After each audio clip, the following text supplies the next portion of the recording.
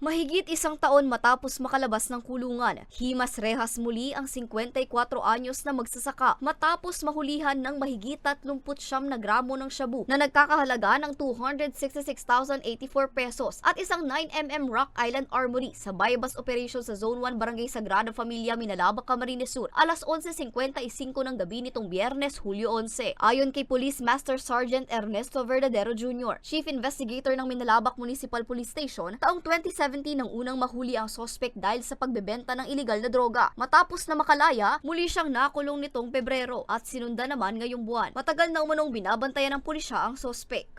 Kan nakapabakalan sa kansa to yung operatiba ma'am ni badi and ni shabu sa sa surveyor ma'am kan igkapkapan na kuanan sa atubang kansa to yung mga ma'am kansa to yung mga insulating witness tarong pagarado ma'am saka tarong elected barangay official ma'am nakuan sa iya itong mga sinusupineran na mga shabu sa badil ma'am pero dahil naman po siya ma'am naglaban siya kumbaga kan nakuha sa sa iyang posisyon naman po siya nag-resist arrest.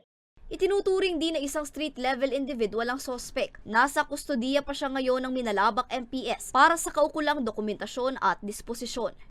May nakapiyansa sa sa iyang nakuha sa iyang posisyon is bailable man kahit nakapiyansa sa kaya lang pagluwas siguro naman tapos na ka sa tumang operatiba kaya nadako pa naman pero tangon yan sa pagkakataon na inita medyo dakol-dakolan sa iyang nakuha sa iyang posisyon na pwedeng bail kaya lang ma'am kan napailan ta ma'am sa ugma siya po nag-avail kan sa iya ma'am na diretso kaya pero pinapaimbestigaran niya ma'am yung kasong ini.